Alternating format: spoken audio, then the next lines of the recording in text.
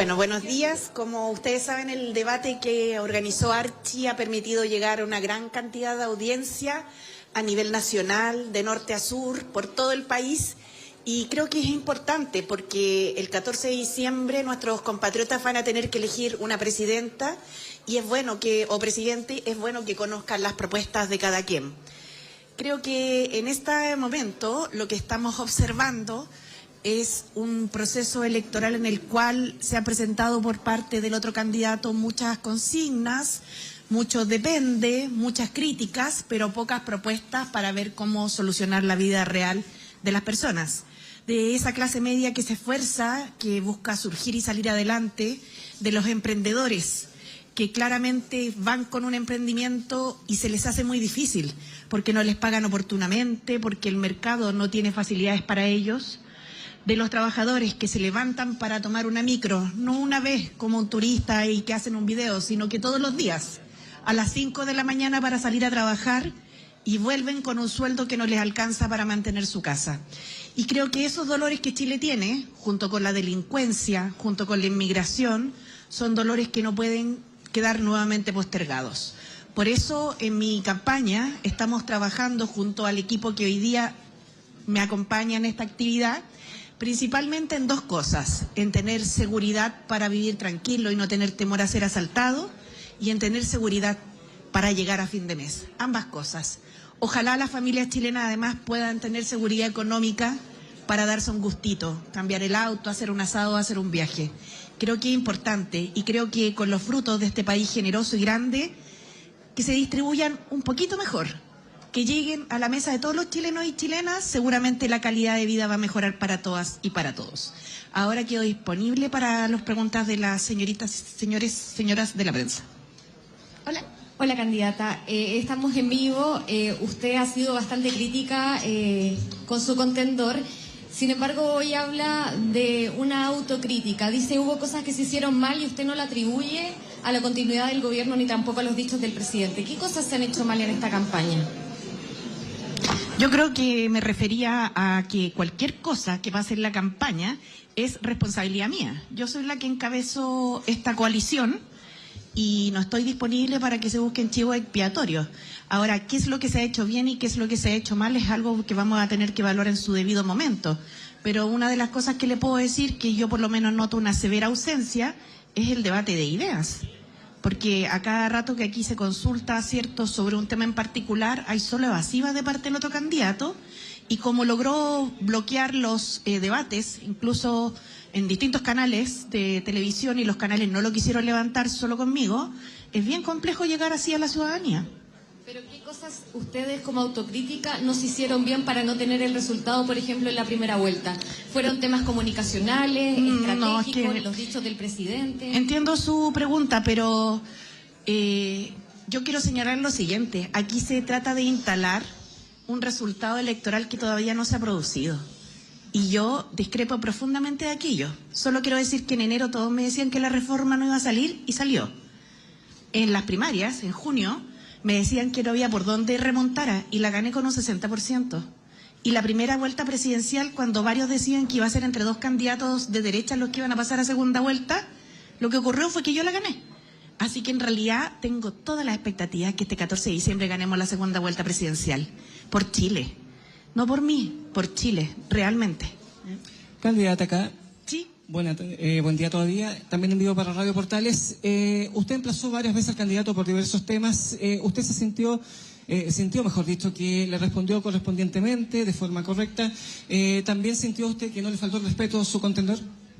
Mire, más que lo que haga conmigo, es lo que hace con Chile. Y a Chile es a quien no le da respuesta. Yo eso es lo que veo grave. Porque no puede ser que todo sea culpa de alguien más, o que lo veré cuando sea presidente, o depende. Por ejemplo, en materias migratorias, qué bueno que admitió que no se pueden hacer expulsiones administrativas, pero es algo que resultaba evidente. El problema es que ha generado con eso un clima político enrarecido y con mucho, digamos, presencia en los temas, del tema de los matinales, del tema de los noticiarios. Entonces, realmente, el problema no es conmigo, el problema es con el país, al que no le da respuesta. Creo que además es un tema en particular que cuando se abordó la radio cooperativa y cuando señaló que cuando yo hablaba era como que se estuvieran dando avisos comerciales, Eso fue una falta de respeto bien grande y yo no se la voy a permitir, porque si un candidato a la presidencia de la República trata así a otra candidata a la presidencia de la República, eso quiere decir que cómo va a tratar entonces a las demás mujeres del país. Pero en este debate yo diría que la principal dificultad, más que en repetir su falta de respeto que tuvo en la radio la vez anterior, lo que veo es la ausencia de respuestas para Chile, y eso es grave.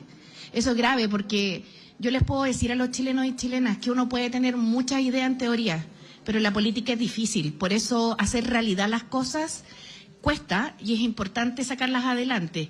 Pero cuando ni siquiera tienes propuestas, sino que todo lo que te preguntan depende, tu respuesta es depende, o tu respuesta es que Boric hizo esto, esto otro, o Monsalve no sé qué, realmente estamos muy complicados. Para gobernar un país se requiere mucho más que críticas y mucho más que oponerse a todo. ¿Pero sintió en esta ocasión que le respondió correctamente, no le faltó el respeto? Como le señalo, el problema no es a mí, el problema es que a Chile no le dio respuestas. Y eso es grave, a pocos días de una elección. Candidata, buenos días. Estamos en vivo para tu día de Canal Muy buenos 13. días. Quiero llevarla a migraciones porque es el tema central de estos últimos días. Usted hace algunas semanas emplazó al gobierno, incluso al presidente Boric, de asistir a la propia frontera. Pero usted también ha sido enfática en decir que esto no es un tema de campaña. ¿Cuál es finalmente su postura como candidata sobre lo que está pasando hoy en la frontera en Perú? Para ser preciso, yo emplacé al gobierno a que actuara con mayor rapidez porque lo que estaba viendo era lentitud. En esta decisión que tomó Perú de poner militares en sus fronteras con Chile, con Brasil, con Bolivia y con Ecuador. No solo con Chile, lo quiero señalar porque se entrega información a veces muy parcial. Creo que el gobierno a partir del lunes empezó a hacer reuniones bilaterales con Perú y espero que solucionen los problemas que hay entre estados. Pero la verdad, habría preferido que se hubiese hecho antes, la misma semana pasada. Y usted en particular, ¿cuáles son las propuestas respecto a lo que está pasando hoy día? Creo que hay que fortalecer la frontera. Chacayuta es un paso fronterizo que tiene una tecnología inadecuada para el desafío que hoy día tenemos. Y por eso el proyecto Cifrón, ¿cierto? Y distintos proyectos de seguimiento biométrico, de seguimiento a través de drones, de reconocimiento facial, deben implementarse como una muralla digital que detenga la migración irregular. Creo que es importante hacerlo como lo han hecho los demás países y no con propuestas fantasiosas o populistas como levantar un muro, hacer una zanja, poner minas antitanques a ver si las personas explotan. Todo eso cae en un ámbito de solo incentivar el odio y exacerbar el populismo que no tiene nada que ver con la realidad. Lo que hacen los países en estos casos es usar tecnología de punta.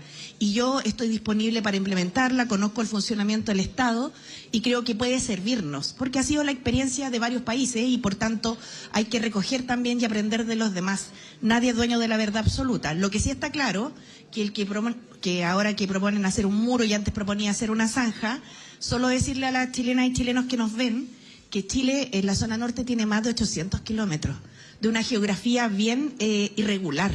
Entonces, todas esas soluciones fantasiosas o populistas no tienen ningún sentido en realidad. Lo lamento porque este es un tema muy serio. Lo bueno es que ahora Casa admitió que todo lo que ha dicho estos meses, de que va a expulsar administrativamente a los migrantes, acaba de reconocer que no lo puede hacer. Así que yo creo que hay que hacerse cargo de una migración irregular que entró, por cierto, a partir de los llamados que se hicieron a los venezolanos para que se vinieran a Chile, desde el propio presidente de Chile, que en paz descanse. Pero hoy día lo que hay que hacer es hacerse cargo de la situación que tenemos con medidas que sean reales. Y esas medidas pasan por modernizar la frontera de Chacayuta, evidentemente con la tecnología adecuada, tener una policía de control fronterizo especialmente dedicada a esta tarea, seguir desplegando a los militares en el paso de frontera y no tener ninguna inhibición en este tipo de materias, porque si hay algo que está claro es que la casa está llena y hay que ordenarla. Y eso se hace con políticas públicas concretas. Hola, candidata, buenos días. Tengo dos preguntas para usted. Primero, Bueno. usted dijo que le haría cambios al proyecto FES de financiamiento de la educación superior, aludiendo que un proyecto tan trascendental y tan complejo necesita un amplio consenso político. ¿Usted considera que el gobierno se ha estancado en este debate? ¿Por qué lo consideraría así? Y si usted lo incluiría este proyecto en su gobierno. Y lo otro es sobre la toma de San Antonio y la decisión del gobierno. Usted dijo que esta solución debió haberse hecho antes. ¿Cómo lo habría hecho usted? ¿Qué tanto antes habría tomado la decisión de expropiar? Lo primero, sobre el tema del FES, creo que el principal consenso que debiera haber en el país es que la educación no puede seguir financiándose a través del CAE. Yo no he escuchado nada del candidato a la ultraderecha, pero yo evidentemente soy enemiga de que los jóvenes de Chile que con tanto esfuerzo estudian, que no alcanzaron gratuidad, que muchos de ellos trabajan para poder pagar su educación además, pero igualmente les falta y tienen que recurrir al CAE, salgan de la universidad con una tremenda mochila de deuda. Así les va a costar, va a surgir. Así evidentemente no van a poder tener su casa propia porque van a estar muchos años pagando una deuda. Así, si queremos incentivar las tasas de natalidad, se nos va a hacer más difícil. Por eso creo que el sistema del CAE hay que cambiarlo. Y se ha propuesto este proyecto FES que no ha logrado encontrar en el Parlamento una mayoría que permita sacarlo adelante. Por eso yo creo que hay que hacer todas las gestiones, conversar con todos los sectores. A mí me tocó encabezar 28 leyes que hice realidad durante los 3 años que fue ministra. Lo digo porque Kast fue 16 años diputado y no aprobó ninguna ley significativa para el país. Pero sé lo que cuesta. Y esto significa conversar con todos. Así que yo espero que en buena hora ojalá eso pueda producirse, porque con el CAE no podemos seguir. Yo no quiero que las futuras generaciones de Chile sigan saliendo debiendo millones de la universidad. Y sobre el tema de la toma, mire, sobre las tomas quiero ser muy clara. Las tomas son ilegales. Los fallos judiciales hay que cumplirlos. Lo que ha ocurrido en San Antonio es algo que no está en ningún manual y en ninguna minuta. Y tiene que ver con un tema humanitario. Hay más de 1.000 niños en esa toma. Hay 10.000 familias en esa toma. Y se estuvo tratando de comprar el terreno durante mucho tiempo, pero los dueños le subieron el valor. Ahora se va a expropiar a valor comercial. Si ustedes me preguntan, creo que puede ser un camino de solución. Pero la verdad es que todo esto, a mi entender, debió haberse hecho antes. Mucho antes.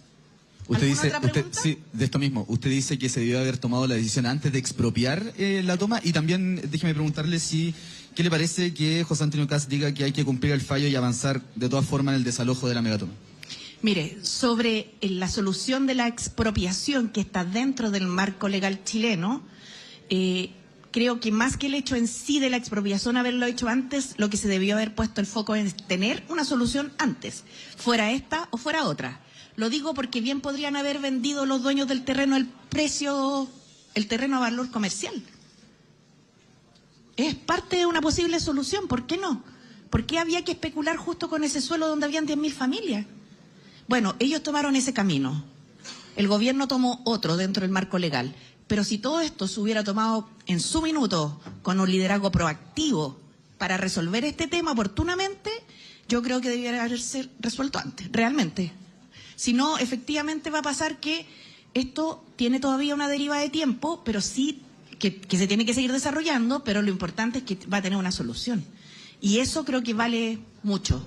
En política es súper fácil condenar a los demás, pero para hacer las cosas se requiere coraje, se requiere convicción y se requiere mucho trabajo. Así que a mí me habría gustado que fuera antes, pero entiendo las complejidades de la política porque la he practicado y sé que muchas veces uno hace lo posible, no necesariamente lo perfecto.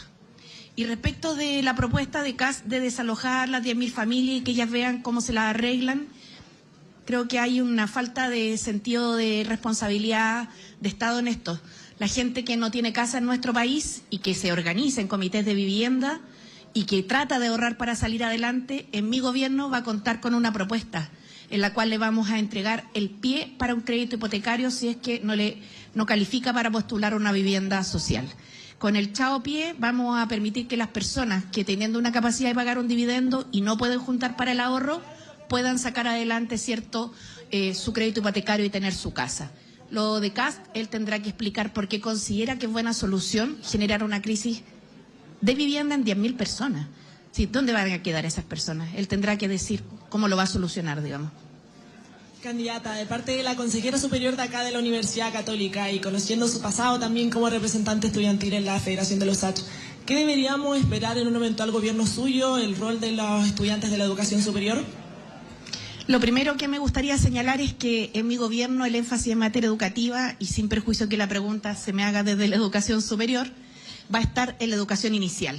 En nuestro país, espero que ahora se apruebe el proyecto de ley que presenté de Sala Cuna, que veo que está muy de acuerdo la sociedad civil en este proyecto de ley, está de acuerdo una gran cantidad de parlamentarios, lamentablemente la ultraderecha chilena representada, ¿cierto?, en algunos integrantes de la Comisión de Educación nuevamente se oponen, pero como quiero que las mujeres puedan salir a trabajar y que los niños estén debidamente cuidados, ojalá salga el proyecto de ley.